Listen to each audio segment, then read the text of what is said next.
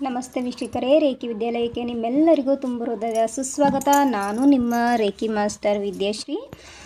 ವೀಕ್ಷಕರೇ, ನಾವೀಗ ಸಂಬಂಧಕ್ಕೆ ಸಂಬಂಧಪಟ್ಟಂತೆ ರಿಲೇಷನ್ಶಿಪ್ ವೈಸು ನಾವು ಈಗಾಗಲೇ 1, 2, 3, 4ನೇ ವಿಡಿಯೋವರೆಗೂ ನೋಡಿದ್ದೀವಿ. ಓಕೆ, ಯಾರು ನೋಡಿಲ್ಲ ದಯಮಾಡಿ 1, 2, 3, 4 ಈ ವಿಡಿಯೋಗಳನ್ನು ನೋಡ್ತಾ ಹೋಗಿ. ನಿಮಗೆ ರಿಲೇಷನ್ಶಿಪ್ ಅಂದ್ರೇನು, ರಿಲೇಷನ್ಶಿಪ್ಪಲ್ಲಿ ಎಷ್ಟೆಲ್ಲ ವಿಧಗಳಿದ್ದಾವೆ ಮತ್ತು ಅವುಗಳಲ್ಲಿ ಏನು ಸಮಸ್ಯೆಗಳು ಬರುತ್ತೆ, ಆ ಸಮಸ್ಯೆಗಳಿಗೆ ಕಾರಣ ಏನು ಮತ್ತು ಅದನ್ನು ಹೇಗೆ ಹೀಲ್ ಮಾಡ್ಕೊಳ್ಳೋದು, ಹೇಗೆ ಕಾರ್ಡ್ ಕಟ್ಟಿಂಗ್ ಮಾಡೋದು, ಹೇಗೆ ನಿಮ್ಮ ಒಂದು ಸಂಬಂಧವನ್ನು ಬ್ಯಾಲೆನ್ಸ್ ಮಾಡ್ಕೊಳ್ಳೋದು ಅನ್ನೋದನ್ನು ನಾನು ಆ 4 ವಿಡಿಯೋದಲ್ಲಿ ತಿಳಿಸ್ಕೊಟ್ಟಿದ್ದೀನಿ.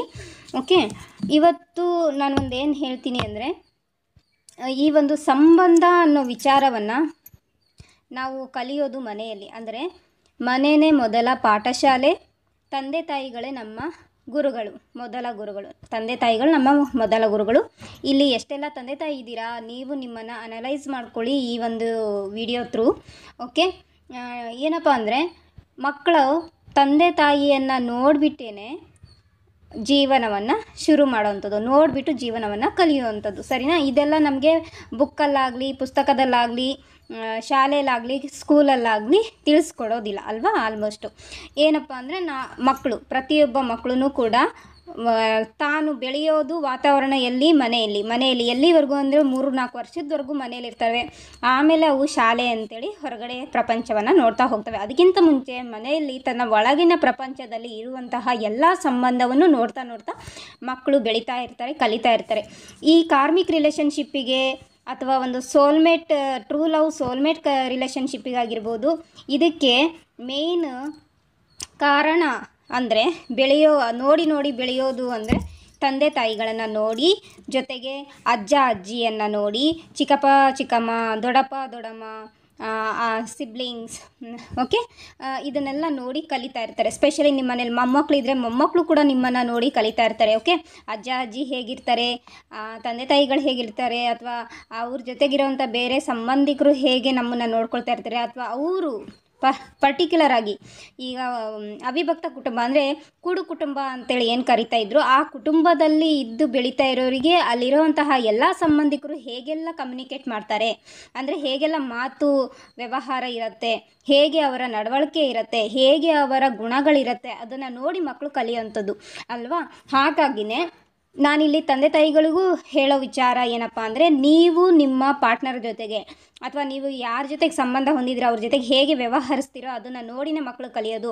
ಮಕ್ಕಳು ಬೇರೆ ಎಲ್ಲೋ ನೋಡಿ ಕಲಿಯೋದಿಲ್ಲ. ಮಕ್ಕಳು ಮೊದಲನೇದಾಗಿ ನಿಮ್ಮ ಮನೆಯಲ್ಲೇ ಕಲಿಯೋದು. ಬಾಲ್ಯಾವಸ್ಥೆಯಿಂದ ಹುಟ್ಟಿದ ಮಗುವಿಂದ ಹಿಡ್ಕೊಂಡು ಕಲಿತಾ ಇರ್ತಾರೆ. ಹಾಗಾಗಿನೇ ಆ ಒಂದು ಎನರ್ಜಿನೇ ಮುಂದೆ ಹೋಗ್ತಾ ಬೆಳೀತಾ ಆ ಮಕ್ಕಳು ಸಂಬಂಧವನ್ನು ತಿಳ್ಕೊಳ್ತಾ ಹೋಗ್ತಾರೆ, ಕಲಿತಾ ಹೋಗ್ತಾರೆ.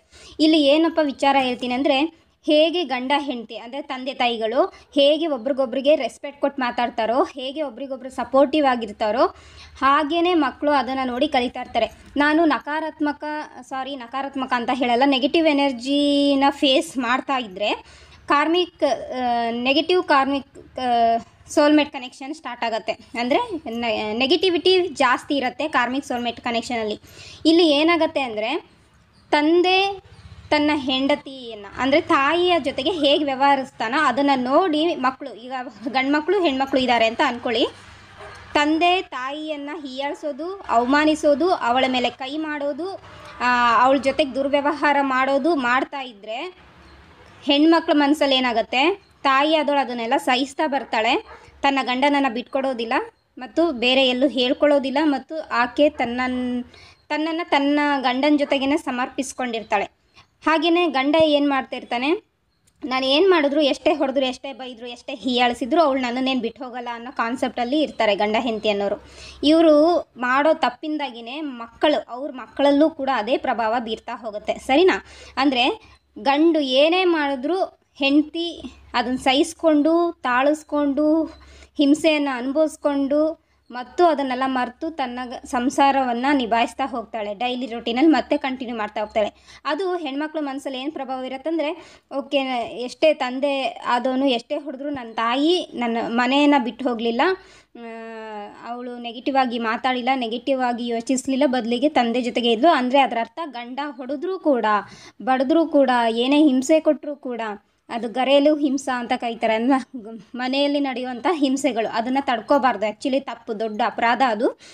ಅಂಥದ್ದನ್ನೆಲ್ಲ ನೋಡಿಬಿಟ್ಟು ಹೆಣ್ಮಕ್ಳ ಮನಸ್ಸಲ್ಲಿ ಏನಾಗುತ್ತೆ, ಗಂಡನನ್ನು ಬಿಟ್ಟು ಹೋಗದೇ ಇರೋವಂಥದ್ದು. ಈಗಲೂ ನಮ್ಮ ಭಾರತದ ಸಂಪ್ರದಾಯದಲ್ಲಿ ಈಗಲೂ ಗಂಡ ಹೆಂಡತಿ ಸಂಬಂಧ ಸ್ಟ್ರಾಂಗ್ ಆಗಿದೆ ಅಂದರೆ ಅದಕ್ಕೆ ಮೇನ್ ಕಾರಣನೇ ಹೆಣ್ಣಾದವಳು, ಹೆಂಡತಿ ಆಗಿರೋಳು, ಅವಳೇ ಸಂಬಂಧವನ್ನು ಬಿಗಿದು ಹಿಡ್ಕೊಂಡಿರೋದು. ಇಲ್ಲದಿದ್ದರೆ ಅವಳೇನಾರು ಈ ಒಂದು ಎಷ್ಟೇ ಹಿಂಸೆ ಎಲ್ಲ ಕೊಟ್ಟರು ಸಹಿಸ್ಕೊಳ್ದೇನೆ ಬಿಟ್ಟು ಏನಾರು ಹೋಗಿದ್ರೆ, ತನ್ನ ಮಕ್ಕಳಿಗೋಸ್ಕರ ಅಂತಲೂ ಜೀವಿಸ್ದೆ, ತನಗೋಸ್ಕರ ತಾನು ಬದುಕಬೇಕು ಅಂತ ಏನಾದರೂ ಸ್ವಾರ್ಥದಿಂದ ಆಗಿದ್ರೆ, ಅಂದರೆ ಇಲ್ಲಿ ಸೆಲ್ಫಿಶ್ ಎನರ್ಜಿ ಇರಲ್ಲ, ಆದರೆ ಸೆಲ್ಫ್ ಲವ್, ಸೆಲ್ಫ್ ಕೇರ್ ಅಂತ ಏನಾದರೂ ಯೋಚನೆ ಮಾಡಿ ಬಿಟ್ಟು ಹೋಗಿ ಬಂದರೆ, ಓಕೆ, ಯೋಚನೆ ಮಾಡಿ, ಈ ಭೂಮಿ ಮೇಲೆ ಎಷ್ಟೋ ಸಂಸಾರಗಳಲ್ಲಿ ತಂದೆ ತಾಯಿಗಳು ಇರ್ತಿರ್ಲಿಲ್ಲ ಅಲ್ವಾ. ನಿಮ್ಗೆ ಆಲ್ಮೋಸ್ಟ್ ಗೊತ್ತು, ಹೊರ ದೇಶದಲ್ಲಿ ಜಾಸ್ತಿ ಅವ್ರವ್ರ ಮಕ್ಕಳು 5 ವರ್ಷ 10 ವರ್ಷ 15 ವರ್ಷ ಇದ್ದಿದ್ದಂಗೆ ತಂದೆ ತಾಯಿಗಳು ಡಿವೋರ್ಸ್ ಆಗಿಬಿಟ್ಟು ಬೇರೆ ಬೇರೆ ಪಾರ್ಟ್ನರ್ ಜೊತೆಗೆ ಮದುವೆ ಆಗಿ ಇದು ಮಾಡ್ತಿರ್ತಾರೆ. ಈ ಮಕ್ಕಳು ಅವರ ಗ್ರ್ಯಾಂಡ್ ಪೇರೆಂಟ್ಸ್ ಜೊತೆಗೆ ಬೆಳೀತಾ ಹೋಗ್ತಾರೆ ಅಲ್ವಾ, ಅಥವಾ ಯಾರಾದರೂ ಚಿಕ್ಕಪ್ಪ ದೊಡ್ಡಪ್ಪರ ಮನೆಯಲ್ಲಿ ಬೆಳೀತಾ ಹೋಗೋಂಥ ಸಿಚುವೇಶನು. ಆದರೆ ನಮ್ಮ ಒಂದು ಭಾರತೀಯ ಸಂಪ್ರದಾಯದಲ್ಲಿ ಅಷ್ಟೊಂದು ಎನರ್ಜಿ ಲೂಸ್ ಆಗಿಲ್ಲ, ಅಷ್ಟೊಂದು ಸಂಬಂಧ ಲೂಸ್ ಆಗಿಲ್ಲ, ಹಿಡಿತವನ್ನು ತಪ್ಪಿಲ್ಲ. ಹಾಗಾಗಿ ನಮ್ಮ ಭಾರತದ ದೇಶದಲ್ಲಿ ಒಂದು ಸಂಬಂಧ ಕೂಡಿದೆ ಅಂತಂದರೆ ಅದಕ್ಕೆ ಮೇನ್ ಹೆಣ್ಣು ಕಾರಣ. ಅವಳೇ ಆ ಒಂದು ಸಂಬಂಧವನ್ನು ಕಂಟ್ರೋಲ್ ಮಾಡಿಕೊಂಡು ಹಿಡಿತದಲ್ಲಿ ಇಟ್ಕೊಂಡು ಮುಂದೆ ಸಾಗ್ತಾ ಇದ್ದಾಳೆ. ಕಷ್ಟ ಆದರೂ ಸುಖ ಆದರೂ ತನ್ನ ಒಂದು ಗಂಡನ ಜೊತೆಗೆ ಸಂಬಂಧವನ್ನು ಕಳ್ಕೊಳ್ಳದೆ, ತನ್ನ ಒಂದು ಗಂಡನ ತಂದೆ ತಾಯಿಗಳ ಜೊತೆಗೆ, ಸಂಸಾರದ ಜೊತೆಗೆ ಅಥವಾ ಫ್ಯಾಮಿಲಿ ಜೊತೆಗೆ ಕೊಂಡಿಯನ್ನು ಬಿಡಿಸ್ಕೊಳ್ದೆ ಕಂಟ್ರೋಲ್ ಮಾಡಿಕೊಂಡು ಮತ್ತು ತನ್ನ ಮಕ್ಕಳಿಗೋಸ್ಕರ ಅವಳು ತನ್ನನ್ನು ತಾನು ಕೊಂದು ಜೀವನವನ್ನು ಮಾಡ್ತಾ ಇರೋ ಕಾರಣದಿಂದನೇ ಭಾರತದಲ್ಲಿ ಇನ್ನೂ ಸಂಬಂಧಗಳು ಗಟ್ಟಿಯಾಗಿದೆ, ಇನ್ನೂ ಸಂಸಾರಗಳು ಉಳ್ಕೊಂಡಿದ್ದಾವೆ. ಹಾಗಾಗಿ ಹೆಣ್ಣಿಗೆ ಯಾವಾಗಲೂ ಗೌರವ ಕೊಡಿ, ಅವಳಿಗೆ ರೆಸ್ಪೆಕ್ಟ್ ಕೊಡಿ ಅಂತ ಹೇಳ್ತೀನಿ.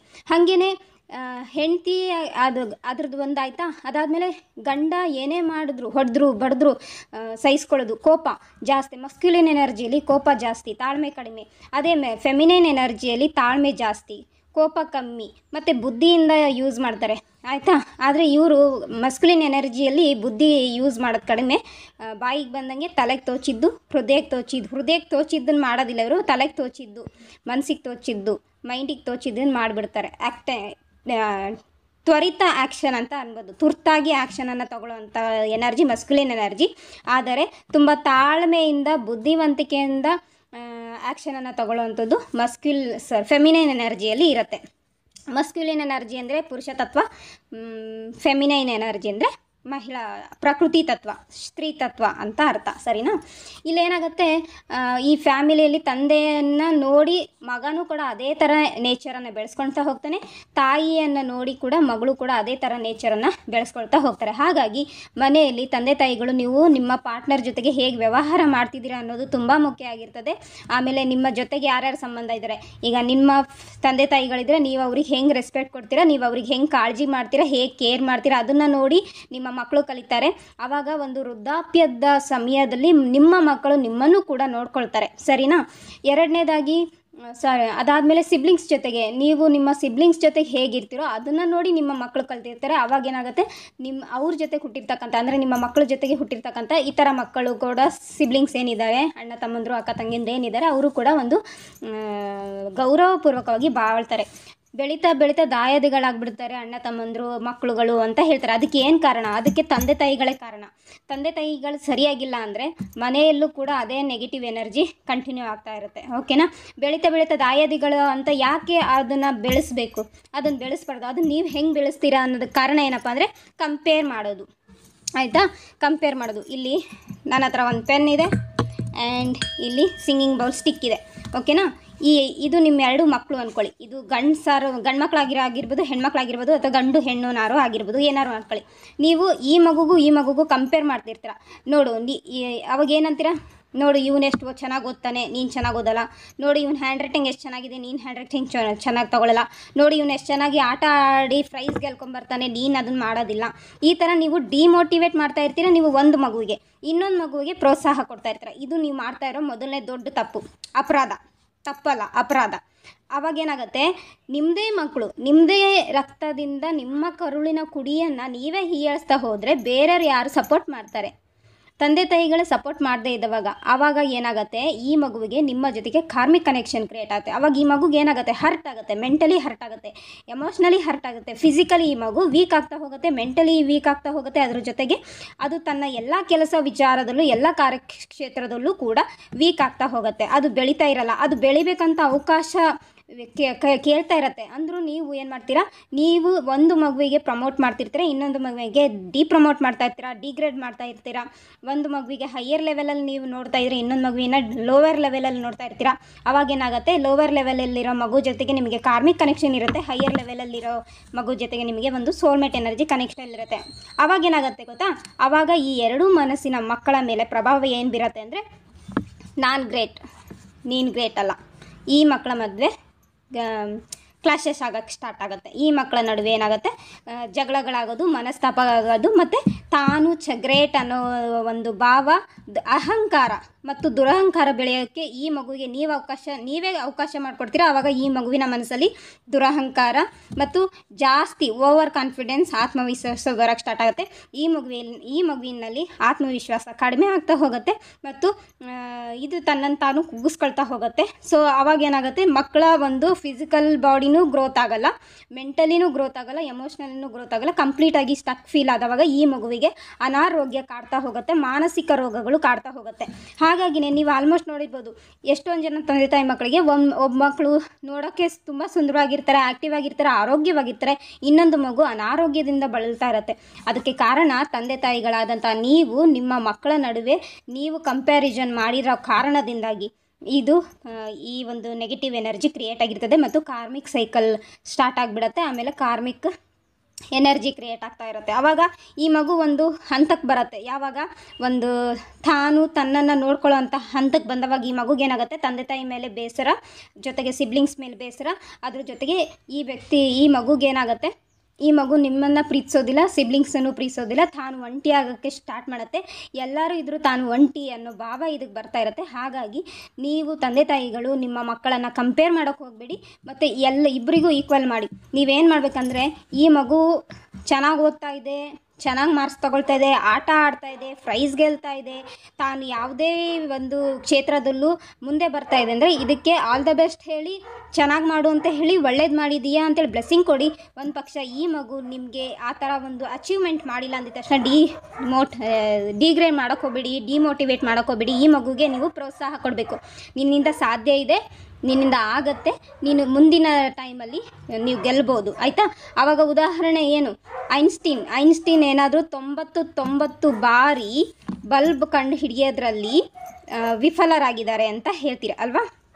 100ನೇ ಬಾರಿ ಅವರು ಬಲ್ಬನ್ನು ಕಂಡು ಹಿಡಿದ್ರು. ಅದೇ ಕಾರಣದಿಂದ ಇವತ್ತು ನಾವೆಲ್ಲರೂ ರಾತ್ರಿ ಆಗಿದ ತಕ್ಷಣ ಸ್ವಿಚ್ ಆನ್ ಮಾಡಿ ಬಲ್ಬ್ ಮೂಲಕ ನಾವು ಬೆಳಕನ್ನು ನೋಡ್ತೀವಿ, ಒಬ್ಬರ ಮುಖ ನೋಡ್ತೀವಿ, ಊಟ ಮಾಡ್ತೀವಿ, ನೋಟ್ಸ್, ಪಾಠ ಬರೆಯೋದು, ಪಾಠ ಓದೋದು, online classes, TV, music, etcetera ಇದೆಲ್ಲ ನಮಗೆ ಸಾಧ್ಯ ಆಗಿದ್ದು ಯಾವಾಗ, ಐನ್ಸ್ಟೀನ್ ಅವರು ಬಲ್ಬನ್ನು ಕಂಡು ಹಿಡಿದಕ್ಕಾಗಿ ಅಲ್ವಾ.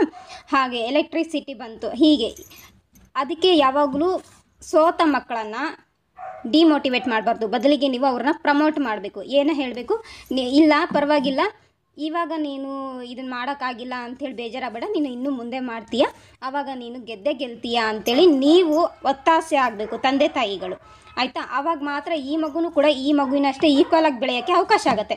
ಇಲ್ಲಿ ಎಲ್ಲರೂ ಈಗ ನೋಡಿ, ಈ 5 ಬೆರಳು ಬೇರೆ ಬೇರೆ ಥರ ಇದ್ದಾವೆ ಅಂದರೆ ಈ 5 ಬೆರಳಿಂದ ಗುಣಗಳು ಬೇರೆ ಬೇರೆ ಇದೆ. ಈ ಬೆರಳಿಲ್ಲ ಅಂದರೆ ಈ ಬೆರಳನ್ನು ವರ್ಕ್ ಮಾಡೋಕ್ಕೆ ಕಷ್ಟ ಅಲ್ವಾ. ನಾವೊಂದು ಊಟ ಮಾಡಬೇಕಂದ್ರೆ ಹೀಗೆ ಮುಷ್ಟಿ ಕಟ್ಟಬೇಕಂದ್ರೆ ಓಕೆ, ಈ ಮುಷ್ಟಿಯಲ್ಲಿ ಏಕತೆ ಇದೆ ಅಂತ ಅರ್ಥ. ಈ ಬೆರಳಲ್ಲಿ ಯಾವ್ದಾದ್ರು ಒಂದು ಬೆರಳೂ ಇಲ್ಲ ಅಂದರೆ ನಮ್ಗೆ ಎಷ್ಟೆಲ್ಲ ಕಷ್ಟ ಆಗುತ್ತೆ ಅನ್ನೋದನ್ನು ಕಲ್ಪನೆ ಮಾಡಿ ನೋಡಿ ನೀವು ಅಲ್ವಾ. ಜಸ್ಟ್ ಇದನ್ನು ಯೂಸ್ ಮಾಡಿ ನೋಡಿ, ಹೀಗೆ ಯೂಸ್ ಮಾಡಿ ನೋಡಿ. ಈ ಬೆರಳಿಲ್ಲ ಅಂದರೆ ಈ ಬೆರಳಲ್ಲಿ ಏನು ಮಾಡ್ಬೋದು ಅನ್ನೋದು ನೋಡಿ. ಓಕೆ, ಈ ಬೆರಳು ಇಲ್ಲ ಅಂದರೆ ಓಕೆ, ಜಸ್ಟ್ ಈ ಬೆರಳಿಲ್ಲ ಅಂದರೆ ಏನು ಮಾಡ್ಬೋದು ಅಂತ ನೋಡಿ. ಓಕೆ, ಒಂದು ಪೆನ್ ಹಿಡಿಬೇಕಂದ್ರೆ ಪೆನ್ ಹೀಗೆ ಹಿಡಿಬೇಕಂದ್ರೆ ಈ 3 ಬೆರಳಿಂದ ಅವಶ್ಯಕತೆ ಇದೆ. ಓಕೆ, ನಾವು ಇದನ್ನು ಹೀಗೆ ಹಿಡ್ಕೋಬೇಕಂದ್ರೆ ಈ 5 ಬೆರಳದು ಅವಶ್ಯಕತೆ ಇದೆ. ಹೀಗೇ ಪ್ರತಿಯೊಬ್ಬ ಮನುಷ್ಯನಿಗೂ ಅವಂದೇ ಆಗಿರ್ತಕ್ಕಂಥ ಮೆದುಳಿನ ಮೇಲೆ ಆಧಾರ ಆಗಿರ್ತದೆ, ಅದ್ರ ಜೊತೆಗೆ ಅವರು ಸೋಲ್ ಮೇಲೆ ಆಧಾರ ಆಗಿರ್ತದೆ. ಯಾಕಂದರೆ ಪ್ರತಿಯೊಬ್ಬರು ಸೋಲ್ ಜರ್ನಿ ನಡೀತಾ ಇರುತ್ತೆ, ಸೋಲ್ ಪರ್ಪಸ್ ಇರ್ತಾ ಇರುತ್ತೆ. ಹಾಗಾಗಿ ಯಾರಿಗೆ ಓದೋದ್ರಲ್ಲಿ ಆಸಕ್ತಿ ಇರಲ್ಲ ಅಥವಾ ಯಾರಿಗೆ ಆಟದಲ್ಲಿ ಆಸಕ್ತಿ ಇರಲ್ಲ ಮತ್ತು ಕೆಲವರಿಗೆ ಸ್ಪಿರಿಚುವಾಲಿಟಿಯಲ್ಲಿ ಆಸಕ್ತಿ ಜಾಸ್ತಿ ಇರುತ್ತೆ. ಹಾಗಾಗಿ ಕೆಲವು ಮಕ್ಕಳು ಮುಂಚಿಂದನೇ ದೇವ್ರ ಪೂಜೆ ಮಾಡೋದು, ಧ್ಯಾನ ಮಾಡೋದು ಚಿಕ್ಕಂದಿಂದನೇ ಬರ್ತಾ ಹೋಗುತ್ತೆ. ನಿಮಗೆ ಅನಿಸ್ತಾ ಇರುತ್ತೆ, ಈ ಮಕ್ಕಳು ನೋಡಿದ್ರೆ ಎಷ್ಟು ಬೇಗ ಕೈ ಮುಗಿದು ದೇವರನ್ನು ನಂಬುತ್ತಲ್ಲ ಅಂತ ಅನ್ನಿಸ್ತಾ ಇರುತ್ತೆ. ಅದಕ್ಕೆ ಕಾರಣ ಏನಂದರೆ ಸ್ಪಿರಿಚುವಲ್ ಜರ್ನಿಯಲ್ಲಿ ಅವೇಕ್ನಿಂಗ್ ಆಗಿರ್ತವೆ ಮಕ್ಕಳು. ಆವಾಗಿಂದನೇ ಮಕ್ಕಳು ಜೊತೆಗೆ ಸೇರಿರ್ತವೆ. ಎಲ್ಲಿವರೆಗೆ ಅಂದರೆ 3 ವರ್ಷದವರೆಗೂ ಮಕ್ಕಳು ದೇವರ ಸಂಪರ್ಕದಲ್ಲಿರ್ತಾರೆ, ಈ ಡಿವೈನ್ ಸಂಪರ್ಕದಲ್ಲಿರ್ತಾರೆ. ಏಂಜಲ್ಸ್ ಅವ್ರ ಜೊತೆಗಿರ್ತಾರೆ. ನೀವು ಸಾಮಾನ್ಯವಾಗಿ ನೋಡಿರ್ಬೋದು, ಮಕ್ಕಳು ಇದಕ್ಕಿದ್ದಂಗೆ ಏನೋ ಎಲ್ಲೋ ನೋಡ್ಕೊಂಡು ನಗ್ತಾ ಇರ್ತವೆ. ಅದಕ್ಕೆ ಕಾರಣ ಏನಂದರೆ ಏಂಜಲ್ಸ್ ಆ ಮಕ್ಕಳ ಜೊತೆಗೆ ಆಟ ಆಡ್ತಾ ಇರ್ತಾರೆ. ಆ ಕಾರಣದಿಂದನೇ ಮಕ್ಕಳು ಖುಷಿಯಾಗಿರ್ತಾರೆ, ನಗ್ತಾ ಇರ್ತವೆ ಮಕ್ಕಳು. ಓಕೆನಾ? 3 ವರ್ಷದವರೆಗೂ ಯೂನಿವರ್ಸ್ ಜೊತೆಗೆ, ಏಂಜಲ್ಸ್ ಜೊತೆಗೆ, ಡಿವೈನ್ ಜೊತೆಗೆ ನೇರ ಸಂಪರ್ಕದಲ್ಲಿರ್ತವೆ. 3 ವರ್ಷದ ನಂತರ ಅವು ಈ ಭೌತಿಕ ಜೀವನಕ್ಕೆ ಅಡ್ಜಸ್ಟ್ ಆಗ್ತಾ ಹೋಗುತ್ತೆ. ಅವಾಗೇನಾಗುತ್ತೆ, ಆ ಯೂನಿವರ್ಸಿಂದ ಕನೆಕ್ಷನ್ ಕಟ್ ಆಗ್ತಾ ಹೋಗುತ್ತೆ. ಅವಾಗೇನಾಗುತ್ತೆ, ಮತ್ತೆ ಆ ಮಗು ಜೀವನದಲ್ಲಿ ಕಲಿತಾ ಸ್ಪಿರಿಚುವಲ್ ಜರ್ನಿಗೆ ಮತ್ತೆ ಡಿವೈನ್ ಜೊತೆಗೆ ಸೇರ್ಕೊಳ್ಳೋಕ್ಕೆ ಒಂದು ಪಾಠವನ್ನು ಕಲಿತಾ ಹೋಗಬೇಕಾಗತ್ತೆ. ಕಾರ್ಮಿಕ್ ಕನೆಕ್ಷನ್ ಇದ್ದರೆ ಕ್ಲೆನ್ಸಿಂಗ್ ಮಾಡ್ಕೋಬೇಕಾಗತ್ತೆ. ನೆಗೆಟಿವ್ ಕಾರ್ಮಿಕ್ ಬ್ಯಾಗೇಜಸ್ ಇದ್ದರೆ ಕ್ಲೆನ್ಸಿಂಗ್ ಮಾಡ್ಕೋಬೇಕಾಗತ್ತೆ. ಚಕ್ರ ಕ್ಲೆನ್ಸಿಂಗ್ ಮಾಡ್ಕೋಬೇಕಾಗತ್ತೆ. ಔರಾ ಕ್ಲೆನ್ಸಿಂಗ್ ಮಾಡ್ಕೋಬೇಕಾಗತ್ತೆ. ಮೆಂಟಲ್ ಇಶ್ಯೂಸನ್ನು ಕ್ಲೆನ್ಸ್ ಮಾಡ್ಕೋಬೇಕಾಗತ್ತೆ. ಎಮೋಷ್ನಲ್ ಇಶ್ಯೂಸನ್ನು ಕ್ಲೆನ್ಸ್ ಮಾಡ್ಕೋಬೇಕಾಗತ್ತೆ. ಫಿಸಿಕಲಿ ನಾವು ಆಲ್ಮೋಸ್ಟ್ ಸ್ನಾನ ಮಾಡ್ತೀವಿ, ಸೋಪ್ ಹಾಕ್ಕೊಳ್ತೀವಿ, ಸ್ನಾನ ಮಾಡ್ತೀವಿ, ಅದು ಬಾಡಿ ಮೇಲಿಂದು ಕ್ಲೆನ್ಸ್ ಆಗುತ್ತೆ. ಆದರೆ ಸೋಲ್ ಕ್ಲೆನ್ಸಿಂಗ್ ಆಗಬೇಕಿಲ್ಲಿ. ಸೋಲ್ ಕ್ಲೆನ್ಸಿಂಗ್ ಆಗಬೇಕಂದ್ರೆ ಮೆಡಿಟೇಷನ್ ಮಾಡಬೇಕು. ಯೂನಿವರ್ಸ್ ಜೊತೆಗೆ, ಏಂಜಲ್ಸ್ ಜೊತೆಗೆ ನಾವು ಸೇರ್ಕೋಬೇಕು, ಅಲೈನ್ ಆಗಬೇಕು. ಸೊ ನಿಮ್ಮ ಮನೆಯಲ್ಲಿ ನೀವು ಮೆಡಿಟೇಷನ್ ಮಾಡಿದರೆ ಓಕೆ, ಕಲ್ತಿದ್ರೆ ಓಕೆ, ರೇಖಿ ಕಲ್ತಿದ್ರೆ ಓಕೆ, ಆಕಲ್ ಫೀಲ್ಡಲ್ಲಿ ನೀವೇನೇ ಒಂದು ಕಲ್ತಿದ್ರು ಓಕೆ. ಯಾರು ಕಲ್ತಿಲ್ಲ, ನೀವು ಫಸ್ಟ್ ಮಾಡಬೇಕೇನಪ್ಪ ಅಂದರೆ ಒಂದು ದೀಪ ಹಚ್ಕೊಳ್ಳಿ, ನಿಮ್ಮ ರೂಮನ್ನೆಲ್ಲ ಲೈಟ್ ಆಫ್ ಮಾಡ್ಕೊಳ್ಳಿ, ಒಂದು ದೀಪ ಹಚ್ಕೊಳ್ಳಿ ಅಥವಾ ಕ್ಯಾಂಡಲ್ ಹಚ್ಕೊಳ್ಳಿ. ಅದ್ರ ಮುಂದೆ ಕೂತ್ಕೊಂಡು ಜಸ್ಟ್ ನಿಮ್ಮ ಒಂದು ಉಸಿರಾಟದ ಮೇಲೆ ಗಮನ ಕೊಟ್ಕೊಂಡು ಧ್ಯಾನ ಮಾಡ್ತಾ ಹೋಗಿ. ಅವಾಗ ಏನಾಗುತ್ತೆ, ಆಟೋಮೆಟಿಕ್ಕಾಗಿ ನೀವು ಯೂನಿವರ್ಸ್ ಜೊತೆಗೆ ಸೇರ್ಕೊಳ್ಳೋಕೆ ಅನುಕೂಲ ಆಗುತ್ತೆ. ನಿಮ್ಮ ಲೈಫ್ ಪರ್ಪಸ್ ಏನು ಅಂತೇಳಿ ನೀವು ಯೂನಿವರ್ಸಿಗೆ ಕೇಳಿದ್ರೆ ಅದಕ್ಕೆ ಯೂನಿವರ್ಸ್ ಗೈಡೆನ್ಸ್ ಮಾಡ್ತಾರೆ. ನೀವು ಯಾಕೆ ಹುಟ್ಟಿದ್ದೀರಾ ಅಂತ ಪ್ರಶ್ನೆ ಕೇಳಿದ್ರೆ, ನಿಮ್ಮಿಂದ ಏನು ಮಾಡಬೇಕು, ಯಾವ ಕಾರಣಕ್ಕಾಗಿ ನಾ ಈ ಭೂಮಿ ಮೇಲೆ ಹುಟ್ಟಿದ್ದೀನಿ ಅಂತೇಳಿ ಲೈಫ್ ಪರ್ಪಸನ್ನು ಕೇಳಿದ್ರೆ ಅಥವಾ ಸೋಲ್ ಪರ್ಪಸ್ ಏನಂತ ಯೂನಿವರ್ಸಿಗೆ ಕೇಳಿದ್ರೆ ಖಂಡಿತ ನಿಮಗೆ ಯೂನಿವರ್ಸ್ ಗೈಡ್ ಮಾಡ್ತಾರೆ. 1 ದಿನದಲ್ಲಿ ಆಗೋ ಕೆಲಸ ಇದಲ್ಲ, 2 ದಿನದಲ್ಲಿ ಆಗೋ ಕೆಲಸ ಇಲ್ಲ. ಕೆಲವರು ಈ ಒಂದು ಪ್ರಶ್ನೆಗೆ ಸುಮಾರಷ್ಟು ಟೈಮ್ ಬೇಕು. ನಾನು 30 ವರ್ಷ ತೊಗೊಂಡಿದ್ದೀನಿ. ಓಕೆ, ನಾನು ಯಾಕೆ ಹುಟ್ಟಿದ್ದೀನಿ, ಏನು ಕೆಲಸಕ್ಕಾಗಿ ಹುಟ್ಟಿದ್ದೀನಿ, ಯಾರಿಗೋಸ್ಕರ ಹುಟ್ಟಿದ್ದೀನಿ, ಯಾತಕ್ಕಾಗಿ ಹುಟ್ಟಿದ್ದೀನಿ ಅನ್ನೋ ನನ್ನ 8ನೇ ವಯಸ್ಸಿನ ಪ್ರಶ್ನೆ ಇದಾಗಿತ್ತು. ಓಕೆ, 8ನೇ ವಯಸ್ಸಲ್ಲೇ ನಾನು ಈ ಪ್ರಶ್ನೆನ ಯೂನಿವರ್ಸಿಗೆ ಕೇಳಿದ್ದೆ. ಅಲ್ಲಿಂದನೂ ಡೈಲಿ ನಾನು ಆಲ್ಮೋಸ್ಟ್ ನನಗೆ ಬರುವಂತಹ ನೆಗೆಟಿವ್ ಸೈಕಲ್ ಏನಿತ್ತು ಅದನ್ನೆಲ್ಲ ಬಂದವಾಗೆಲ್ಲ ನಾನು ಯೂನಿವರ್ಸ್ ಹತ್ರ ಕೇಳ್ತಾ ಇದ್ದಿದ್ದೆ ಪ್ರಶ್ನೆ ಇದು: ನಾನು ಯಾಕೆ ಹುಟ್ಟಿದ್ದೀನಿ, ಯಾರಿಗೋಸ್ಕರ ಹುಟ್ಟಿದ್ದೀನಿ, ಏನು ಕರ್ಮ ಮಾಡೋಕ್ಕೋಸ್ಕರ ಹುಟ್ಟಿದ್ದೀನಿ, ಅಥವಾ ನಾನು ಏನು ತಪ್ಪು ಮಾಡಿದ್ದೀನಿ ಅನ್ನೋ ಒಂದು ಪ್ರಶ್ನೆನೇ ನನ್ನಲ್ಲಿ ತುಂಬ ಕಾಡ್ತಾಯಿತ್ತು 8ನೇ ವಯಸ್ಸಿಂದನೇ ನನಗೆ. ಹಾಗಾಗಿ ಇವಾಗ ನನಗೆ ಈಗ ಒಂದು 3-4 ವರ್ಷದಿಂದ ನನಗೆ ಇವಾಗ ಕ್ಲಾರಿಟಿ ಸಿಗ್ತಾ ಇದೆ. ಯೂನಿವರ್ಸ್ ಜೊತೆಗೆ ನಾನು ಅಲೈನ್ ಆಗಿದ್ದೀನಿ, ಯೂನಿವರ್ಸ್ ನನಗೆ ಗೈಡ್ ಮಾಡ್ತಾ ಇದ್ದಾರೆ. ಹಾಗೆ ವೀಕ್ಷಕರೇ, ನಾನೊಂದು ವಿಚಾರ ಹೇಳ್ತಾ ಇದ್ದೀನಿ ಇಲ್ಲಿ. ಈ ಒಂದು ಕಾನ್ಸೆಪ್ಟ್ ಬಗ್ಗೆ ನಾನು ಎಲ್ಲೂ ಬುಕ್ಕಲ್ಲಿ ಓದಿಲ್ಲ ಮತ್ತು ಇದು ನನ್ನ ಒಂದು ಎಕ್ಸ್ಪೀರಿಯನ್ಸ್ ಜೊತೆಗೆ ನಾನು ರಿಸರ್ಚ್ ಮಾಡಿ, ಓಕೆ, ನಾನು ಸುಮಾರಷ್ಟು ಆಕಲ್ ಫೀಲ್ಡಲ್ಲಿ ಸುಮಾರಷ್ಟು ವಿಚಾರಗಳನ್ನು, ಕೋರ್ಸನ್ನು ಸೇರಿಕೊಂಡು ಕಲಿತಾ ಇದ್ದೀನಿ. ಆ ಒಂದು ಕಲಿಕೆಯಲ್ಲಿ ಗುರುಗಳ ಹತ್ರ ಪ್ರಶ್ನೆಗಳನ್ನು ಕೇಳಿದಾಗ ಗುರುಗಳು ನೀಡುವಂತಹ ಉತ್ತರ ಮತ್ತು ನಾನು ಯೂನಿವರ್ಸ್ ಜೊತೆಗೆ ಅಲೈನ್ ಆದಾಗ, ನಾನು ಯೂನಿವರ್ಸ್ ಹತ್ರ ಕೇಳಿದಾಗ ಯೂನಿವರ್ಸ್ ನನಗೆ ಗೈಡೆನ್ಸ್ ಕೊಡ್ತಾರೆ. ಆ ಒಂದು ಗೈಡೆನ್ಸ್ ಅನುಭವದ ಮೂಲಕ ನಾನು ಈ ವಿಚಾರವನ್ನು ಇಲ್ಲಿ ಯೂಟ್ಯೂಬ್ ಚಾನಲ್ ಥ್ರೂ ನಾನು ಶೇರ್ ಮಾಡ್ಕೊಳ್ತಾ ಇದ್ದೀನಿ. ಹಾಗೆ ಇದ್ರ ಬಗ್ಗೆ ನಾನು ಯಾವುದೇ ಬುಕ್ಕನ್ನು ಕೂಡ ಬರೆದಿಲ್ಲ ಮತ್ತು ನಾನು ಇದನ್ನು ಎಲ್ಲೋ ನೋಡಿಬಿಟ್ಟು ಓದ್ಬಿಟ್ಟು ಇಲ್ಲಿ ನಿಮಗೆ ತಿಳಿಸ್ತಾ ಇಲ್ಲ. ಇದು ನನ್ನ ಸೆಲ್ಫ್ ಎಕ್ಸ್ಪೀರಿಯನ್ಸ್ ಜೊತೆಗೆ ನಾನು ರಿಸರ್ಚ್ ಮಾಡಿರೋದು ಮತ್ತು ನಾನು ನನ್ನ ಗುರುಗಳ ಮೂಲಕ ಸಮ್ಮುಖದಲ್ಲಿ ಅವರಿಂದ ನಾನು ಪ್ರಶ್ನೆ ಕೇಳಿದಾಗ ಉತ್ತರ ಸಿಕ್ಕಿರ್ತಕ್ಕಂಥ ಒಂದು ವಿಚಾರವನ್ನು ನಾನಿಲ್ಲಿ ಶೇರ್ ಮಾಡ್ಕೊಳ್ತಾ ಇದ್ದೀನಿ. ಸರಿನಾ? ಅದ್ರ ಜೊತೆಗೆ ಈಗ ನೆಕ್ಸ್ಟು ನಾವು ಏನು ಮಾಡೋದು, soulmate connection. Okay, soulmate connection ಅಂದರೆ ಇದರಲ್ಲಿ ಟ್ರೂ ಲವ್ ಇರುತ್ತೆ. ನಾವು ಸೆಕೆಂಡ್ ಕಾನ್ಸೆಪ್ಟಿಗೆ ಬಂದ್ವಿ, ಸೋಲ್ಮೇಟ್ ಕನೆಕ್ಷನ್. ಈ ಸೋಲ್ಮೇಟ್ ಕನೆಕ್ಷನಲ್ಲಿ ಟ್ರೂ ಲವ್ ಇರುತ್ತೆ. ಟ್ರೂ ಲವ್ ಅಂದರೆ ನಿಜವಾದ ಪ್ರೀತಿ, ಗೌರವ. ತುಂಬ ಟೈಮ್ ಆಯಿತು ಬರೆಯೋದು ಬಿಟ್ಟು, ಸಾರಿ, ಬೇಜಾರು ಮಾಡ್ಕೋಬೇಡಿ. ಗೌರವ ಕಾಳಜಿ ಜೊತೆಗೆ ಸಾಮರಸ್ಯ ಮತ್ತು ಸ್ವಾತಂತ್ರ್ಯ ಭಾವ.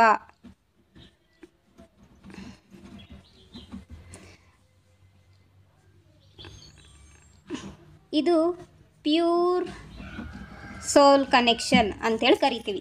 ಸೋಲ್ಮೇಟ್ ಎನರ್ಜಿ ಕಾನ್ಸೆಪ್ಟಲ್ಲಿ ಎರಡನೇ ಕಾನ್ಸೆಪ್ಟ್ ಬಂದಿದ್ದೀವಿ. ಸೋಲ್ಮೇಟ್ ಎನರ್ಜಿ ಹೆಂಗಿರುತ್ತೆ ಅಂದರೆ ಪ್ಯೂರ್ ಲವ್ ಇರುತ್ತೆ. ಪ್ಯೂರ್ ಲವ್ ಹೆಂಗಿರುತ್ತೆ ಅಂದರೆ ಇದು ಕೂಡ ತಂದೆ ತಾಯಿ ಜೊತೆಗೂ ಇರುತ್ತೆ, ಸಿಬ್ಲಿಂಗ್ಸ್ ಜೊತೆಗಿರುತ್ತೆ, ಫ್ರೆಂಡ್ಸ್ ಜೊತೆಗಿರುತ್ತೆ, ಬೇರೆ ಇತರ ಸಂಬಂಧಿಕರು ಚಿಕ್ಕಪ್ಪ ದೊಡ್ಡಪ್ಪ, ಅತ್ತೆ ಮಾವ, ಅಜ್ಜ ಅಜ್ಜಿ, ಓಕೆ, ಕಸಿನ್ಸ್, ಓಕೆ, ಅವ್ರ ಜೊತೆಗೆ. ಅದಾದಮೇಲೆ ಗಂಡ ಹೆಂಡತಿ ನಡುವೆ, ಲವರ್ಸ್ ನಡುವೆ, ಇದೆಲ್ಲ ಈ ಒಂದು ಸೋಲ್ಮೇಟ್ ಪ್ಯೂರ್ ಸೋಲ್ಮೇಟ್ ಕನೆಕ್ಷನ್ ಇರುತ್ತೆ. ಇದು ಹೆಂಗೆ ಅಂದರೆ ಈ ನೆಗೆಟಿವ್ ಕಾರ್ಮಿಕ್ ಬ್ಯಾಗೇಜಸ್ಸಿಂದ ಹೊರತಾಗಿರುತ್ತೆ. ಇಲ್ಲಿ ಏನಪ್ಪ ಅಂದರೆ ಯೋಚನೆ ಶಕ್ತಿ ಜಾಸ್ತಿ, ಅಂದರೆ ಇಬ್ಬರು ಒಂದೇ ಥರ ಯೋಚನೆ ಮಾಡೋವಂಥದ್ದು, ಸರಿನಾ? ಇದು ನಿಮ್ಮ ತಂದೆ ತಾಯಿ ಜೊತೆಗೆ ಮಕ್ಕಳ ಸಂಬಂಧ ಚೆನ್ನಾಗಿರುತ್ತೆ, ಪ್ರೀತಿಯಿಂದ ಇರುತ್ತೆ. ತಂದೆ ತಾಯಿಗಳು ಕೂಡ ಮಕ್ಕಳಿಗೆ ಸಪೋರ್ಟ್ ಮಾಡೋದ್ರ ಜೊತೆಗೆ ಗೌರವ ಕೊಡ್ತಾರೆ, ಅದ್ರ ಜೊತೆಗೆ ಮಕ್ಕಳು ಕೂಡ ತಂದೆ ತಾಯಿಗೆ ಸಪೋರ್ಟ್ ಕೊಡ್ತಾರೆ, ಪ್ರತಿಯೊಂದು ವಿಚಾರದಲ್ಲೂ ಮತ್ತು ಗೌರವ ಕೊಡ್ತಾರೆ, ರೆಸ್ಪೆಕ್ಟ್ ಪೂರ್ವಕವಾಗಿ ಮಾತಿರುತ್ತೆ. ಇವರಲ್ಲಿ ಹೆಚ್ಚಾಗಿ ಅವಹೇಳನ ಇರೋದಿಲ್ಲ, ಅವ್ಯಾಚ ಶಬ್ದಗಳಿರೋದಿಲ್ಲ, ಮತ್ತು ಇವರು ಕೈ ಎತ್ತೋದಿಲ್ಲ, ಹೊಡೆಯೋದಿಲ್ಲ, ಬಡಿಯೋದಿಲ್ಲ, ಓಕೆ. ಮಾತಿನಲ್ಲಿ ಮಾತು ಕಮ್ಯುನಿಕೇಷನ್ ಮಾಡಿಕೊಂಡು, ಏನಾದರೂ ಸಮಸ್ಯೆಗಳಿದ್ರೆ ಕಮ್ಯುನಿಕೇಷನ್ ಮಾಡಿಕೊಂಡು ಅದನ್ನು ಕ್ಲಿಯರ್ ಮಾಡಿಕೊಂಡು ಸಪೋರ್ಟ್ ಮಾಡಿಕೊಂಡು ಬೆಳೆಯುವಂಥವ್ರು. Equal give and take respect ಇರುತ್ತೆ ಇದರಲ್ಲಿ. ಅಂದರೆ ಸಮಾನ ಭಾವ, ಸಮಾನ ಪ್ರೀತಿ, ಸಮಾನ ಕಾಳಜಿ, ಸಮಾನ ಸಾಮರಸ್ಯ, ಸಮಾನ ಸ್ವಾತಂತ್ರ್ಯ ಭಾವ ಇರುತ್ತೆ. ಇಲ್ಲಿ ಹೆಚ್ಚಾಗಿ ಟ್ರಸ್ಟ್ ಇರುತ್ತೆ, ನಂಬಿಕೆ ಜಾಸ್ತಿ ಇರುತ್ತೆ. ಏನಿರುತ್ತೆ? ಟ್ರಸ್ಟ್, ನಂಬಿಕೆ ಜಾಸ್ತಿ ಇರುತ್ತೆ, ಮತ್ತು ತಾಳ್ಮೆನೂ ಇರುತ್ತೆ. ಒಬ್ರಿಗೊಬ್ರು ವ್ಯವಹಾರ ಮಾಡುವಾಗ ತಾಳ್ಮೆ ಕೂಡ ಇರುತ್ತೆ. ಒಬ್ರಿಗೊಬ್ರು ಮಾತನ್ನು ಕೇಳ್ತಾರೆ, ಲಿಸನರ್ ಆಗಿರ್ತಾರೆ. ಇವರು ಸೋಲ್ಮೇಟ್ ಕನೆಕ್ಷನಲ್ಲಿರೋವಂಥ ವ್ಯಕ್ತಿಗಳು ಎದುರಿಗೆ ಹೇಳ್ತಕ್ಕಂಥ ವ್ಯಕ್ತಿ ಏನು ಹೇಳ್ತಿದ್ದಾರೆ ಅಂತೇಳಿ ಕ್ಲಿಯರಾಗಿ ಕೇಳಿಸ್ಕೊಂಡು ಡಿಸಿಷನನ್ನು ತಗೊಳ್ತಾರೆ. ಡಿಸಿಷನ್ ತಗೊಳ್ಳುವಾಗ ಒಟ್ಟಿಗೆ ತಗೊಳ್ತಾರೆ. ಅವ್ರಂತರ ಡಿಸಿಷನಿಗೆ ಹೋಗಲ್ಲ, ಇವ್ರಂತರ ಡಿಸಿಷನ್ಗೆ ಹೋಗಲ್ಲ, ಇಬ್ಬರದು ಡಿಸಿಷನ್ ಒಂದೇ ಆಗಿರ್ತದೆ. ಈ ರೀತಿಯ ಸೋಲ್ಮೇಟ್ ಕನೆಕ್ಷನಲ್ಲಿ ಇರ್ತದೆ, ಸರಿನಾ? ಇನ್ನು ಸೋಲ್ಮೇಟ್ ಕನೆಕ್ಷನ್ ಹೆಂಗೆ ಅಂದರೆ ಹಿಡ್ತಕ್ಕೆ ಇರೋಲ್ಲ, ಕಂಟ್ರೋಲ್ ಮಾಡಲ್ಲ, ಒಬ್ರಿಗೊಬ್ರನ್ನ ಕಂಟ್ರೋಲ್ ಮಾಡಲ್ಲ, ಬರೀದ್ಲಿಗೆ ಫ್ರೀಡಮ್ ಆಗಿ ಬಿಟ್ಬಿಡ್ತಾರೆ. ಆಲ್ಮೋಸ್ಟ್ ನೋಡಿರ್ತೀರ, ಕೆಲವು ತಂದೆ ತಾಯಿಗಳು ಮಕ್ಕಳ ಜೊತೆಗೆ ಫ್ರೆಂಡ್ಸ್ ಆಗಿರ್ತಾರೆ, ಎಲ್ಲದನ್ನು ಶೇರ್ ಮಾಡ್ತಾರೆ, ಎಲ್ಲ ವಿಚಾರವನ್ನು ಶೇರ್ ಮಾಡ್ಕೊಳ್ತಾರೆ. ಹೇಳ್ತಾರೆ, ನನಗೆ ನನ್ನ ಲೈಫಲ್ಲಿ ಬೆಸ್ಟ್ ಫ್ರೆಂಡ್ ಅಂದರೆ ನನ್ನ ತಾಯಿ, ನನಗೆ ನನ್ನ ಲೈಫಲ್ಲಿ ಬೆಸ್ಟ್ ಫ್ರೆಂಡ್ ಅಂದರೆ ನನ್ನ ತಂದೆ, ನಾನು ನನ್ನ ತಂದೆ ಜೊತೆಗೆ ಆರಾಮಾಗಿ ಬಿಯರ್ ಕುಡಿತೀನಿ, ಓಕೆ, ಫ್ರೆಂಡ್ಸ್ ಥರ ಇರ್ತೀವಿ. ಕೆಲವೊಂದು ಸಿನಿಮಾದಲ್ಲಿ ತೋರಿಸಿರ್ತಾರಲ್ವ, ನೀವು ನೋಡಿರ್ತೀರ. ಯಾವ ವಿಚಾರವನ್ನು ಮುಚ್ಚಿಡೋದಿಲ್ಲ. ಹುಡುಗ ಅಥವಾ ಹುಡುಗಿ ಲವ್ ಅಫೇರಲ್ಲಿ ಇದ್ದರೆ, ಅಮ್ಮ ನಾನು ಇಂಥ ಹುಡುಗನನ್ನು ಪ್ರೀತಿಸ್ತಿದ್ದೀನಿ, ಅಮ್ಮ ನಾನು ಇಂಥ ಹುಡುಗಿಯನ್ನು ಪ್ರೀತಿಸ್ತಿದ್ದೀನಿ ಅಂತೇಳಿ ಬೇಗ ಪಟ್ಟಂತ ಹೋಗಿ ಶೇರ್ ಮಾಡ್ಕೊಂಡ್ಬಿಡ್ತಾರೆ. ಯಾವುದೇ ಮುಚ್ಚುಮರೆ ಇರೋದಿಲ್ಲ.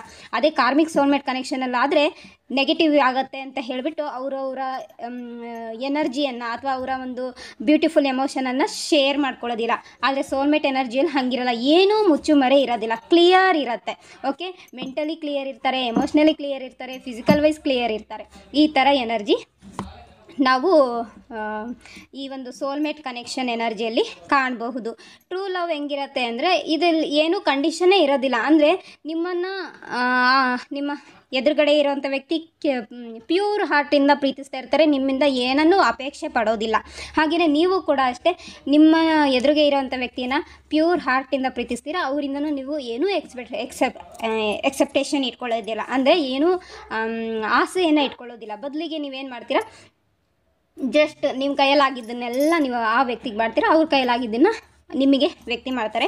ಒಬ್ರಿಗೊಬ್ರು ಸಪೋರ್ಟಾಗಿ ಕೊಡೋವಂಥ ಎನರ್ಜಿ ಈ ಸೋಲ್ಮೇಟ್ ಕನೆಕ್ಷನಲ್ಲಿ ಇರುತ್ತೆ, ಓಕೆ. ಈ ಒಂದು ಭಾಗವನ್ನು ಮುಂದುವರಿಸ್ತಾ ಹೋಗ್ತೀನಿ. ಸೋಲ್ಮೇಟ್ ಎನರ್ಜಿ ಕನೆಕ್ಷನ್ ಬಗ್ಗೆ, ಸ್ಪೆಷಲಿ ಕಪಲ್ಸ್ ಬಗ್ಗೆ ನಾನು ಮುಂದಿನ ವಿಡಿಯೋದಲ್ಲಿ ತಿಳಿಸ್ತೀನಿ. ಯಾರಿಗೆ ಈ ಒಂದು ಸಬ್ಜೆಕ್ಟ್ ಇಷ್ಟ ಆಗಿದೆ ಲೈಕ್ ಮಾಡಿ. ಲೈಕ್ ಮಾಡೋದ್ರ ಮೂಲಕ ನಾನು ಹೋಗ್ತಾ ಇರೋ ದಾರಿ ಸರಿಯಾಗಿದೆ ಅಂತ ಹೇಳಿ ನನಗೆ ಒಂದು ಧೈರ್ಯ ಮತ್ತು ಕಾನ್ಫಿಡೆನ್ಸ್ ಬರೋಕ್ಕೆ ನಿಮ್ಮ ಲೈಕ್ ನನಗೆ ತುಂಬ ಮುಖ್ಯ. ಅದ್ರ ಜೊತೆಗೆ ಈ ವಿಚಾರವನ್ನು ನಿಮ್ಮೆಲ್ಲ ಫ್ರೆಂಡ್ಸ್ ಜೊತೆಗೆ ಎಲ್ಲರ ಜೊತೆಗೂ ಶೇರ್ ಮಾಡ್ಕೊಳ್ಳಿ. ಹಾಗೆಯೇ ನಾನು ಇದ್ರ ಬಗ್ಗೆ ಬುಕ್ ಬರೆದಿಲ್ಲ, ಆದರೆ ಮುಂದಿನ ಟೈಮಲ್ಲಿ ಯೂನಿವರ್ಸ್ ಬುಕ್ ಬರಿ ಅಂತೇಳಿ ಅವಕಾಶ ಕೊಟ್ಟರೆ, ಬರಿಬೇಕು ಅಂತಂದರೆ ಖಂಡಿತವಾಗ್ಲೂ ಬುಕ್ಕನ್ನು ಬರಿತೀನಿ. ಕನ್ನಡದಲ್ಲಿ ಕನ್ನಡದಲ್ಲಿ. ಅದೆಲ್ಲ ಯೂನಿವರ್ಸ್ ಹೆಂಗೆ ನನ್ನನ್ನು ಕರ್ಕೊಂಡು ಹೋಗ್ತಾರೋ ಹಾಗೆ ನಾನು ಮುಂದೆ ಸಾಗ್ತಾ ಇದ್ದೀನಿ, ಸರಿನಾ? ಎಲ್ರಿಗೂ ಇಲ್ಲಿ ನಾನು ಮಾತ್ರ ಟೀಚರ್ ಆಗೋದಲ್ಲ, ನೀವೆಲ್ಲರೂ ಟೀಚರ್ ಆಗಬೇಕು. ಯಾಕಂದರೆ ನಾವು ಇಲ್ಲೆಲ್ಲರೂ ಕಲಿಯೋಕ್ಕೆ ಬಂದಿದ್ದೀವಿ ಅಂದರೆ ನಾವೆಲ್ಲರೂ ಇವಾಗಲೂ ಸ್ಟೂಡೆಂಟು. ಇಲ್ಲಿ ಎಂಥ ಘಟಾನುಘಟಿ ಗುರುಗಳಿರಲಿ, ಓಕೆ, ತುಂಬ ಸ್ಟ್ರಾಂಗ್ ಗುರುಗಳಿರಲಿ, ಅವ್ರು ಈಗಲೂ ಕೂಡ ಅವರು ಸ್ಟೂಡೆಂಟ್ ಅಂತಲೇ ಅಂದ್ಕೊಳ್ಳೋದು ಅಲ್ವಾ? ನಿಮಗೆ ಗೊತ್ತಲ್ವಾ, ಶಾಲೆಯಲ್ಲಿ ಟೀಚರ್ ಪಾಠ ಮಾಡಬೇಕು ಅಂದವಾಗ ಏನು ಮಾಡ್ತಾರೆ, ಅವರು ಕೂಡ ಪ್ರಿಪೇರ್ ಆಗಿಬಿಟ್ಟು ಬಂದು ಮಕ್ಕಳಿಗೆ ಪಾಠ ಮಾಡ್ತಾರೆ. ಹಾಗೇ ನಾವು ನಮ್ಮ ಲೈಫಲ್ಲಿ ನಾವು ಈಗಲೂ ಸ್ಟೂಡೆಂಟು. ಎಲ್ಲಿವರೆಗೆ ಅಂದರೆ ನಮ್ಮ ಪ್ರಾಣ ಹೋಗೋವರೆಗೂ, ನಮ್ಮ ದೇಹದಿಂದ ನಮ್ಮ ಆತ್ಮ ಬೇರೆ ಬೇರೆ ಆಗೋವರೆಗೂ, ನಾವು ಸಾಯೋವರೆಗೂ ಕೂಡ ನಾವು ಸ್ಟೂಡೆಂಟಾಗೇ ಇರ್ತೀವಿ. ಹಾಗಾಗಿ ತುಂಬ ವಿಷಯಗಳನ್ನು ಕಲಿಯೋದಿರುತ್ತೆ. ಮನೆಯಿಂದ ಹಿಡ್ಕೊಂಡು ಪ್ರಪಂಚದ ಹೊರಗಡೆನೂ ಕೂಡ ಸಣ್ಣ ವಿಚಾರವನ್ನು ಕಲಿತು ಅರ್ತು ಅದನ್ನು ಆ ಒಂದು ವಿಧಾನದಲ್ಲಿ ಪಾಸಿಟಿವ್ ವೇಯಲ್ಲಿ, ಅಂದರೆ ಸತ್ಯದ ದಾರಿಯಲ್ಲಿ ಸಾಗೋದು ನಮ್ಮ ಜೀವನದ ಉದ್ದೇಶ ಆಗಿರ್ತದೆ. ನಾವು ನೆಗೆಟಿವ್ ವೇಯಲ್ಲಿ ಹೋಗಬಾರ್ದು, ಪಾಸಿಟಿವ್ ವೇಯಲ್ಲಿ ಹೋಗಬೇಕು ಅನ್ನೋದು ಯೂನಿವರ್ಸಿಂದು ಆಜ್ಞೆ ಆಗಿರ್ತದೆ. ಹಾಗಾಗಿ ನಾವು ಅದನ್ನು ಫಾಲೋ ಮಾಡಬೇಕಂದ್ರೆ ನಮ್ಮ ಲೈಫಲ್ಲಿರುವಂಥ ಪ್ರತಿಯೊಂದು ಚಿಕ್ಕ ವಿಷಯಗಳಿಂದ ಹಿಡಿದು ದೊಡ್ಡ ವಿಷಯಗಳವರೆಗೂ ಕಲಿತಾ ಬೆಳೀತಾ ಹೋಗಬೇಕಾಗತ್ತೆ. ಜೊತೆಗೆ ಇಲ್ಲಿ ನಾನು ಮಾತ್ರ ಬೆಳೆಯೋದಲ್ಲ, ನೀವು ಎಲ್ಲರೂ ಬೆಳಿಬೇಕು ಅನ್ನೋದು ನನ್ನ ಉದ್ದೇಶ. ಹಾಗಾಗಿನೇ ಈ ರೇಖಿ ವಿದ್ಯಾಲಯನ ಮುಂಚಿಂದನೇ ವಿಡಿಯೋ ಅಪ್ಲೋಡ್ ಮಾಡಿದಾಗೆ ಹೇಳಿದ್ದೀನಿ. ಇಲ್ಲಿ ನಿಮಗೆ ನಾನು ಕಲ್ಸಕ್ಕೆ ಬಂದಿದ್ದೀನಿ ಅಲ್ಲ, ಅದಕ್ಕೆ ಕಾರಣ ಏನಪ್ಪ ಅಂದರೆ ನೀವು ಕಲಿಬೇಕು, ಗ್ರೋತ್ ಆಗಬೇಕು. ನನ್ನ ಜೊತೆಗೆ ನಾನು ನಿಮ್ಮ ಜೊತೆಗೆ ಬೆಳೀತಾ ಹೋಗ್ತೀನಿ. ನಮ್ಮದು ಒಂದು ಸೋಲ್ ಕನೆಕ್ಷನ್ ಇದೆ. ಅದೇ ಕಾರಣಕ್ಕೇ ಇವತ್ತು ನಾವು ರೇಖಿ ವಿದ್ಯಾಲಯದ ಥ್ರೂ ಒಂದಾಗಿದ್ದೀವಿ. ಇವತ್ತು ನನ್ನ ಮಾತನ್ನು ನೀವು ಕೇಳ್ತಾ ಇದ್ದೀರಾ, ಏನೋ ಒಂದು ರೆಮಿಡಿ ಹೇಳಿದಾಗ ಅದನ್ನು ನೀವು ಫಾಲೋ ಮಾಡ್ತಾ ಇದ್ದೀರಾ ಅಂದರೆ ಸೋಲ್ ಕನೆಕ್ಷನ್ ಇದೆ. ನಾವಿಂದು ಸೋಲ್ ಫ್ಯಾಮಿಲಿ. ಹಾಗಾಗಿ ನೀವು ಇಬ್ಬರು ಒಬ್ರಿಗೊಬ್ರಿಗೆ ಸಪೋರ್ಟ್ ಮಾಡ್ಕೊಂಡು ಬೆಳೀತಾ ಹೋಗೋಣ. ಯಾಕಂದರೆ ನಾನೊಬ್ಬಳಿಂದ ಇಲ್ಲೇನು ಸಾಧ್ಯ ಇಲ್ಲ. ಯಾಕಂದರೆ ನಾನು ದೇವರಲ್ಲ. ಯಾಕಂದರೆ ದೇವರು ಕೂಡ ಪರಸ್ಪರರು ಒಬ್ರಿಗೊಬ್ರು ಹೆಲ್ಪ್ ಮಾಡ್ಕೊಳ್ತಾರೆ, ನಿಮಗೆ ಗೊತ್ತು ಅಲ್ವಾ? ಹೀಗಿರುವಾಗ ಅಂದರೆ ಉದಾಹರಣೆಗೆ ಶ್ರೀರಾಮನಿಗೆ ಶ್ರೀ ಹನುಮನ ಅವಶ್ಯಕತೆ ಇತ್ತು ಅಲ್ವಾ? ಅವರಿಬ್ಬರು ಒಬ್ರಿಗೊಬ್ರು ಸಪೋರ್ಟ್ ಮಾಡ್ಕೊಂಡು ಬಂದಿರೋದು ನಮ್ಮ ಒಂದು ಭಾರತೀಯ ಹಿಸ್ಟ್ರಿ. ಅದು ಆಯಿತಾ? ಅದು ಹಿಸ್ಟ್ರಿ, ಕೇವಲ ಕಾಲ್ಪನಿಕ ಕಥೆ ಅಲ್ಲ, ಅದು ಹಿಸ್ಟ್ರಿ, ಅದು ಇತಿಹಾಸ. ಈ ಇತಿಹಾಸವನ್ನು ನಾವು ಫಾಲೋ ಮಾಡ್ಕೊಂಡು ಹೋದರೆ ನಾವು ಕೂಡ ನಮ್ಮ ಲೈಫಲ್ಲಿ ಬೆಳವಣಿಗೆಯನ್ನು ಹೊಂದುತ್ತೀವಿ. ಅದ್ರ ಜೊತೆಗೆ ನಿಮ್ಮ ಲೈಫಲ್ಲಿ ಏನೇ ಕನ್ಫ್ಯೂಷನ್ ಇದ್ದರೂ, ಏನೇ ಒಂದು ಕಷ್ಟಗಳಿದ್ದರೂ, ಅದಕ್ಕೆ ಬೆಸ್ಟ್ ಪಾಠದ ಬುಕ್ಕು ಅಂತಂದರೆ ಭಗವದ್ಗೀತಾ ಬುಕ್ಕು. ಆದಷ್ಟು ಜನ ನೀವು ಭಗವದ್ಗೀತೆಯ ಬುಕ್ಕನ್ನು ಓದಿ. ನಿಮಗೆ ಅದೆಲ್ಲ ಸಂಸ್ಕೃತದಲ್ಲಿರೋದ್ರಿಂದ ಓದೋಕ್ಕೆ ಕಷ್ಟ ಆಗುತ್ತೆ ಅನ್ನೋದಾದರೆ ಅಟ್ಲೀಸ್ಟ್ ಅದರ ಸಾರಾಂಶ ಇರುತ್ತೆ, ಆ ಸಾರಾಂಶವನ್ನಾದರೂ ಓದ್ಕೊತಾ ಹೋಗಿ. ಆವಾಗ ನಿಮಗೆ ಕ್ಲಾರಿಟಿ ಸಿಗುತ್ತೆ, ನಿಮ್ಮ ಒಂದು ಜೀವನದ ಸಮಸ್ಯೆಗಳಿಗೆ ಒಂದು ಪರಿಹಾರ ಸಿಗುತ್ತೆ ಅದರಲ್ಲಿ. ಅದ್ರ ಜೊತೆಗೆ ನೀವು ಬೇಕಾದರೆ ಒಂದು ಸೀರಿಯಲ್ ಬಂದಿದೆ ರಾಧಾಕೃಷ್ಣ ಅಂತ ಹೇಳಿಬಿಟ್ಟು, ಹಿಂದಿಯಲ್ಲಿ ರಾಧಾಕೃಷ್ಣ, ಅದು ಕನ್ನಡದಲ್ಲೂ ಕೂಡ ಬರ್ತಾ ಇದೆ. ಮೇ ಬಿ ಸುವರ್ಣ ಚಾನಲಲ್ಲೋ ಯಾವುದ್ರಲ್ಲೋ ಬರುತ್ತೆ ಅನಿಸುತ್ತೆ. ನಾನು ಕನ್ನಡದಲ್ಲಿ ನೋಡಿಲ್ಲ, ನಾನು ಹಿಂದಿಯಲ್ಲಿ ನೋಡಿದೆ. ಅದರಲ್ಲೂ ಒಂದು ಪಾರ್ಟ್ ಇದೆ, ಅರ್ಜುನ್ ಗಾಥಾ ಪಾರ್ಟ್ ಇದೆ. ಅರ್ಜುನ್ ಗಾಥಾ ಪಾರ್ಟಲ್ಲಿ ಭಗವದ್ಗೀತೆಯ ಸಾರಾಂಶವನ್ನು ತಿಳಿಸಿಕೊಟ್ಟಾರೆ. ನೀವು ಅದನ್ನು ಕೂಡ ನೋಡಿಕೊಂಡು ಆಮೇಲೆ ಭಗವದ್ಗೀತೆಯನ್ನು ಬುಕ್ ಓದ್ಕೊಂಡು ಕೂಡ ನಿಮ್ಮ ಲೈಫಲ್ಲಿ ಬರುವಂಥ ಸಮಸ್ಯೆಗಳನ್ನು ಹೀಲ್ ಮಾಡ್ಕೊಳ್ತಾ ಹೋಗ್ಬೋದು. ಈ ಸೋಲ್ಮೇಟ್ ಕನೆಕ್ಷನ್ ಬಗ್ಗೆ ಮುಂದಿನ ವಿಡಿಯೋದಲ್ಲಿ ನಾನು ತಿಳಿಸ್ತೀನಿ. ಅಲ್ಲಿವರೆಗೂ ನಮಸ್ಕಾರ. ನಿಮ್ಮೆಲ್ಲರಿಗೂ ದೇವರು ಒಳ್ಳೇದು ಮಾಡಲಿ. God bless you all. Thank you so much.